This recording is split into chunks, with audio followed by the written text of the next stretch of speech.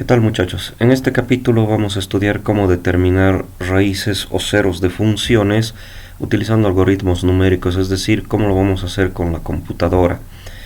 Por supuesto, como de costumbre, vamos a empezar con algunas definiciones previas y la pregunta natural aquí es ¿qué es una raíz o un cero? Entonces se dice que x igual a es un cero o una raíz de la función f de los reales en los reales. Supongo que han visto esta notación. Quiere decir que f toma un número real y me bota un número real, como por ejemplo agarrar x y devolver x al cuadrado, ¿no? Bien, entonces se dice que una función se dice que x igual a es un cero, una raíz de esta función, si se cumple simplemente que f de a es cero, es decir, f se anula en a. Entonces una raíz o un cero simplemente es un punto donde la función toma un valor nulo. Por ejemplo, voy a considerar la siguiente función, qué sé yo, 3x menos 2. Entonces yo quiero hallar un cero de esto, debo resolver pues lo que tengo acá, f de x igual a 0. Y en este caso, como f de x es 3x menos 2, pues podemos despejar x de ahí, que nos sale 2/3, ¿no? Claro que en este caso es sumamente fácil determinar el cero de la función. Al final de cuentas, esta es una función lineal. Si recuerdan, su gráfica es una línea recta, pendiente 3, ordenada en el origen menos 2. Sin embargo, hay situaciones en las que no es tan fácil resolver de esta forma. Por ejemplo, aquí un ejemplo del texto o uno parecido. Tenemos e a la x menos el seno de x. ¿Sí? Si queremos hallar los ceros de esta función, pues resolvemos lo que tenemos acá. F de x igual a 0. Reemplazando f de x, tenemos eso. Y claro, la pregunta es, ¿y cómo despejamos esto? Y pues se va a evidenciar rápidamente que tratar de despejar esto con métodos puramente algebraicos no es sencillo. De hecho, va a resultar imposible. Hay métodos que pueden utilizar para aproximar, por ejemplo, qué sé yo, desarrollar la exponencial y el seno como series de Taylor, algún polinomio hasta cierto grado, y despejar de ahí. Pero claro, eso de todas maneras sigue siendo un problema muy difícil.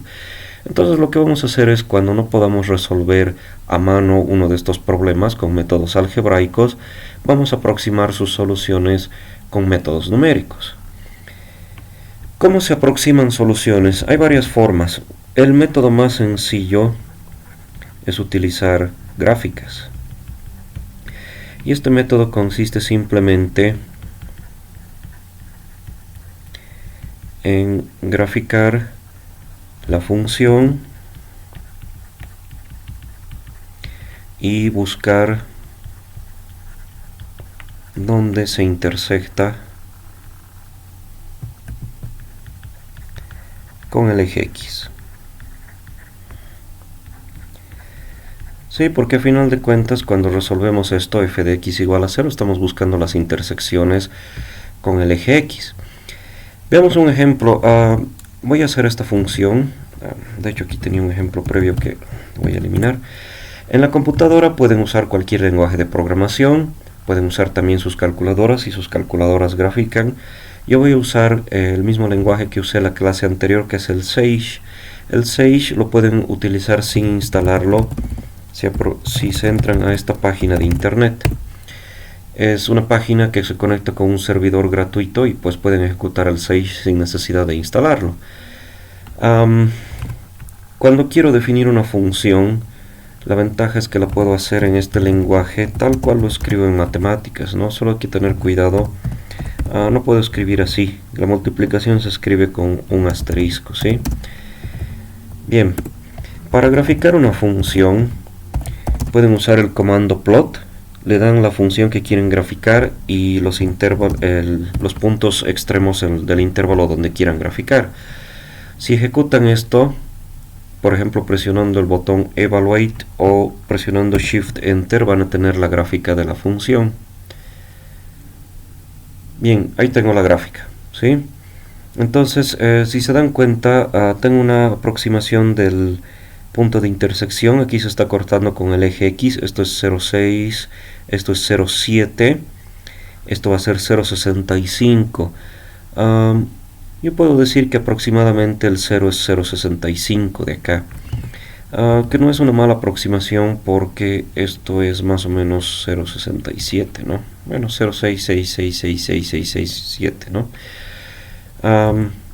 Pero bueno, no es una aproximación muy precisa. ¿Para qué lo voy a hacer gráficamente si lo puedo resolver tan fácilmente de manera algebraica? El caso de esta otra función pues es diferente. Voy a hacer lo mismo, lo voy a graficar y voy a buscar sus ceros visualmente. Bien, es e a la x menos el seno de x. Entonces e a la x menos el seno de x. Yo voy a graficar en el mismo intervalo que hace rato, de 0 a 1, y obtengo la siguiente gráfica. Bien, si se fijan, aquí no hay intersección con el eje X. Obviamente está ocurriendo eso, ¿no? Pero esto me da una buena señal. La función está bajando conforme me acerco hacia el eje X negativo. Así que tal vez puedo refinar mi búsqueda moviéndome al intervalo menos 1, 0. Ahí pues no hay ninguna intersección, pero bueno, si continúo a este otro lado tampoco va a haber intersección. Tal vez me conviene irme un poco más hacia el lado negativo. Entonces voy a graficar de menos 2 a menos 1. Otra vez está acercando la función. ¿Qué tal si grafico de menos 3 a menos 2? Ya casi, más cerca todavía. Y graficando de menos 4 a menos 3, pues ahí tengo una intersección. Bien, si se fijan, esto es aproximadamente menos 3,2, así que yo podría decir que el 0 de esta función es aproximadamente menos 3,2. Si quiero refinar un poquito más mi búsqueda, tal vez podría graficar esto de menos 3,4 aquí a menos 3,0. Y de esa manera tengo una aproximación mejor. Por ejemplo, aquí está el menos 3,20, el menos 3,15, y ahí tengo una aproximación mejor. Pero bueno, para este ejemplo ahí lo voy a dejar. Hay una formulación alternativa del método gráfico. En esta formulación alternativa descomponemos la función original como la resta de dos funciones, es decir, f de x es igual a f1 de x menos f2 de x. ¿Sí? Y las graficamos las funciones f1 y f2 y finalmente buscamos donde se intersectan.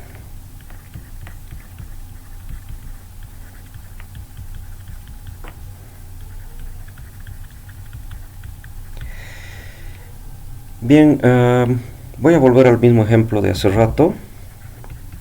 Es fácil hallar dos funciones como estas. Entonces tengo que f de x es e a la x menos el seno de x. Lo que voy a hacer es elegir f1 como e a la x y f2 como el seno de x. Y pues si se dan cuenta, efectivamente, si resto estas dos funciones obtengo la función original. La idea es que como estas dos funciones se están restando, donde se intersectan tienen el mismo valor y por lo tanto se resta el mismo valor y esto es 0 y obtenemos el 0 de una función. Bueno, es una formulación alternativa, no siempre se puede escribir como una resta, pero en fin, lo que vamos a hacer es lo siguiente. Voy a graficar esas dos funciones. Aquí tengo f de x, f1 de x. Pueden escribir la exponencial como hace rato o también pueden hacer esto. Las dos formas son equivalentes, ¿sí? Y aquí tengo f2 de x es el seno de x. Bien, en el Sage, cuando quieren hacer dos gráficas, pueden sumarlas las gráficas. ¿Qué quiere decir? Aquí voy a graficar f1. Voy a usar el mismo intervalo de hace rato para no estar buscando. Era menos 4 a menos 3. Y voy a sumarle la gráfica de f2 de menos 4 a menos 3. Lo que va a ocurrir acá es que al sumar las gráficas se van a superponer, y si presionan evaluar o Shift Enter, pues ahí tienen las dos gráficas. Y si se dan cuenta, el punto de intersección es aproximadamente menos 3,2, como había obtenido hace rato. Ahora, claro, aquí es confuso cuál es el seno, cuál es la exponencial, así que lo que voy a hacer es, voy a darle colores a las gráficas. Pueden darles colores con la opción Color, y pues indicarle el color en inglés entre comillas, simples o dobles. Aquí voy a usar dobles porque se me antoja. Entonces la exponencial va a ser roja y el seno va a ser azul. Si ustedes le dan evaluar, pues tienen en rojo la exponencial y en azul tienen el seno. Punto de intersección es aproximadamente menos 3,2. Y pues lo que quiero que se lleven del método gráfico es que, si bien es un buen punto de partida, pues las aproximaciones que hace no son tan buenas. Si queremos mejores aproximaciones, vamos a tener que usar lo que se llaman métodos iterativos, que vamos a ver a continuación. Pero bueno, antes de continuar, ¿por qué es importante que hallemos las raíces o los ceros de funciones? Pues hay muchos problemas que se pueden expresar en términos de resolver ecuaciones difíciles como esta, como por ejemplo tienen equilibrios de energía, equilibrio de masa, equilibrio de fuerzas, conservación de la energía, conservación de la masa. Si recuerdan de la clase anterior, les di un ejemplo aplicado a ingeniería con flotadores, que de hecho está en el texto resuelto y seguramente lo vamos a resolver en clases. Eso a modo de motivación. De todas maneras vamos a pasar una clase en la que vamos a ir resolviendo ejercicios. Pero en fin, veamos más definiciones con respecto a las raíces.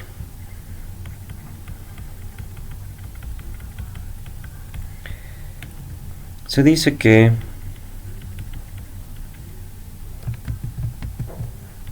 la multiplicidad de una raíz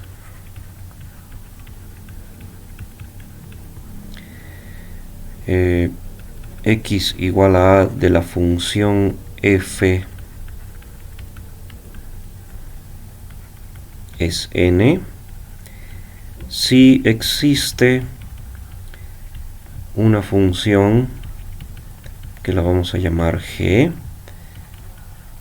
tal que f de x se puede escribir como x menos a es la raíz, elevado a la n es la multiplicidad, y multiplicado todo por g de x, donde g de a es diferente de 0, es decir, a no puede ser un 0 de g.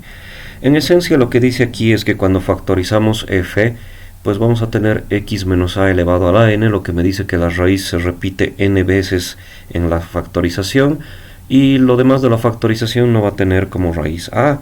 Entonces x menos a elevado a la n, una vez más, me dice que está repetido n veces y no hay más x menos a. Adicionalmente, si la multiplicidad de una raíz es n igual a 1, se dice que es una raíz simple.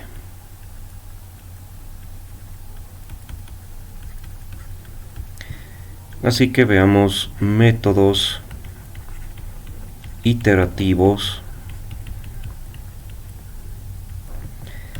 para hallar raíces simples de multiplicidad 1. Bueno, la palabra iterativo significa que se va a repetir una serie de pasos, probablemente alguna fórmula, y bueno, como sabemos es tedioso para los seres humanos hacer procesos repetitivos. Sin embargo, la computadora está precisamente diseñada para eso. Un primer método se llama método de bisección. Y dice así: digamos que tengo una función f de los reales en los reales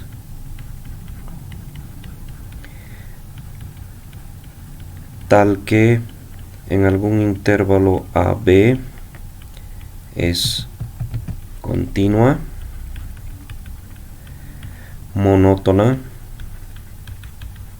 ahorita les explico, y tal que f de a por f de b es menor a 0. Entonces aplicamos el siguiente método.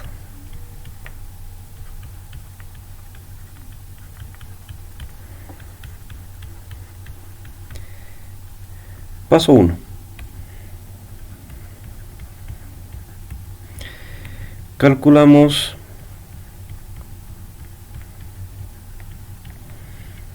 el punto medio, lo voy a escribir así, por el inglés midpoint, x mid, o si quieren pueden escribirlo x sub m como en el texto. Lo escribiré así. Es a más b dividido entre 2. Paso 2. Vamos a estudiar este producto, f de a, f de xm. Si resulta que este producto es negativo, entonces reemplazamos el valor antiguo de b con xm. Por otro lado, si resulta que este producto es positivo, pues reemplazamos el valor de a con xm. Paso 3. Repetimos los pasos anteriores hasta que resulte que f de xm es 0 o se alcance alguna precisión deseada.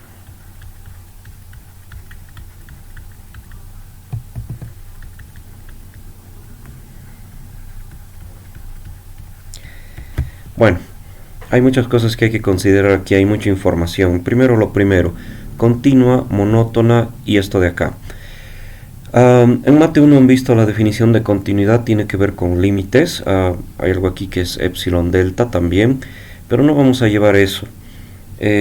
Para nosotros intuitivamente continua quiere decir que la gráfica de la función f se puede hacer sin levantar el papel del lápiz o el marcador de la pizarra o como quieran. Monótona significa que o la función en el intervalo AB es creciente de izquierda a derecha o decreciente. No me conviene que por ejemplo la función decrezca y luego crezca nuevamente o viceversa. Y esta condición simplemente me dice que en los puntos A y B, en los extremos, pues la función tiene signos opuestos. Estas tres condiciones están solo para garantizarme que exista una y solo una raíz en el intervalo AB. Para que se entienda bien eso, vamos a ver qué ocurre si alguna de estas condiciones se incumple.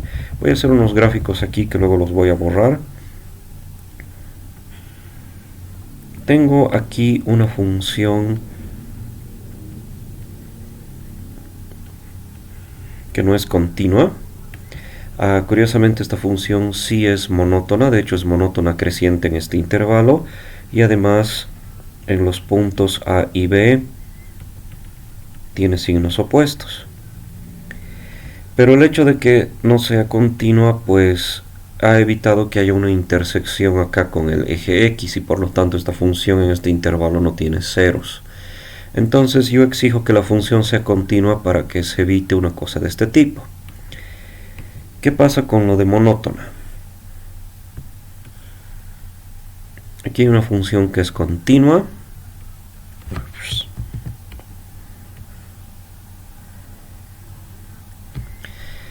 En los puntos A y B tiene signos opuestos, pero no es monótona. Empieza decreciente, luego crece, luego vuelve a decrecer. Y eso me perjudica con los siguientes. Si se fijan, aquí tengo 1, 2 y 3 ceros, puntos de intersección con el eje X, ¿no? Entonces no me conviene que haya varios, necesito determinar uno único. ¿Y qué pasa con la última condición? Pues aquí hay una función que es continua, monótona, pero los signos en el intervalo, en los puntos A y B no son opuestos. Entonces en ese caso no hay punto de intersección con el eje X, no hay un 0. Aquí hay una situación similar.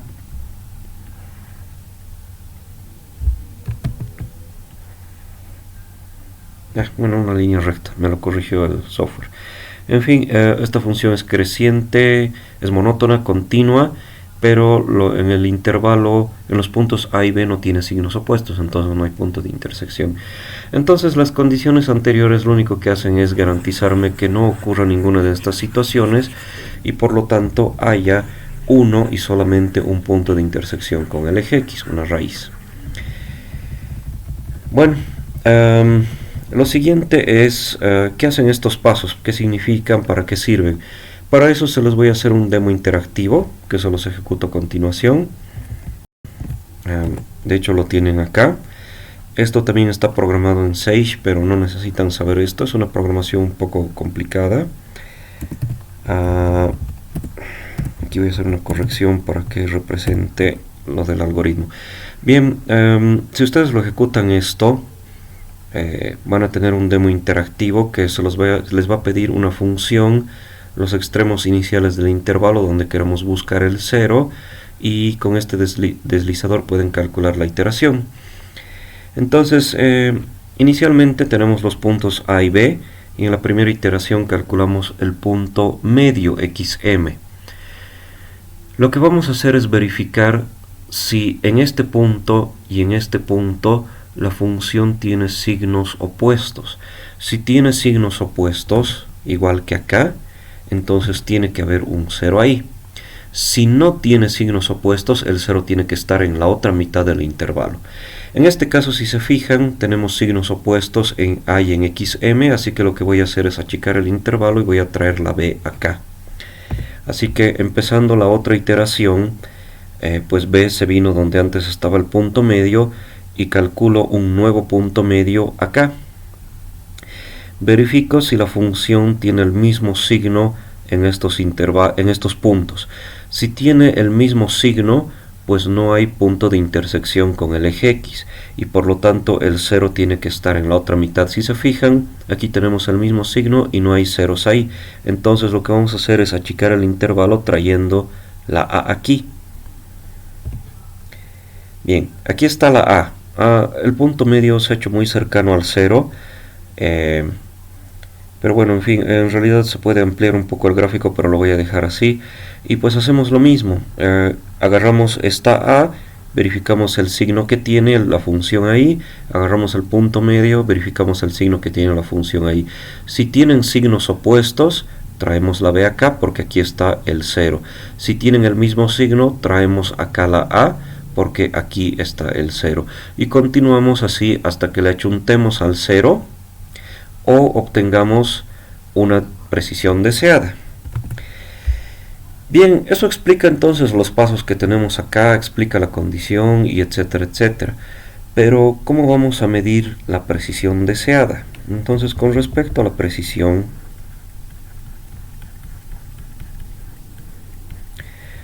habíamos visto varias medidas de aproximación, varias medidas de error. Teníamos las más importantes, el error absoluto,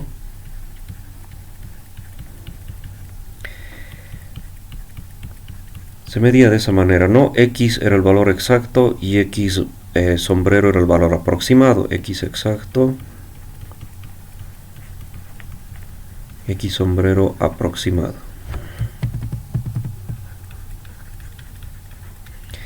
Entonces, una forma sería medir esta. También teníamos el error relativo, que se medía de esta manera. Esos son los dos más usados, ¿sí? Pero si no se han dado cuenta, estos errores tienen un problema. Para conocer el error, necesito conocer el valor exacto. Pero pues si conozco el valor exacto, ¿para qué voy a utilizar un algoritmo para aproximar una solución? Entonces lo que se suele hacer en estos casos es también aproximar el cálculo del error, es decir, hacer una estimación o una aproximación del error. Se puede hacer de la siguiente manera: en lugar de tomar esto, lo que se hace es tomar este otro.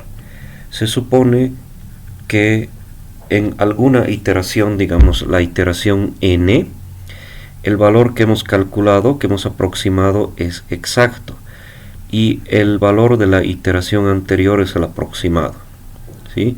Entonces esta va a ser nuestra medida de error. Igual acá, si estamos en la iteración número n, vamos a suponer que el valor de esa iteración que hemos obtenido es exacta y la de la iteración anterior es aproximada,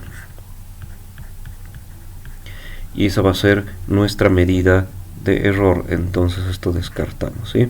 Eso es una estimación. Lo interesante del método de bisección es que se puede demostrar que de hecho esto es más grande que esto, así que si garantizamos que esto sea menor que alguna tolerancia, a veces se escribe esto como epsilon, y esto menor que alguna tolerancia, pues podemos estar seguros que esto y esto son menores que la tolerancia.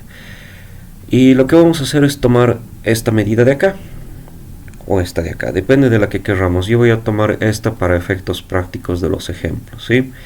Entonces lo que vamos a hacer es, vamos a repetir el procedimiento hasta que el error sea menor que una tolerancia, que la vamos a fijar anticipadamente, o hasta que el valor que ya hemos aproximado de 0, la función de 0 en el valor que hemos aproximado. Veamos un ejemplo.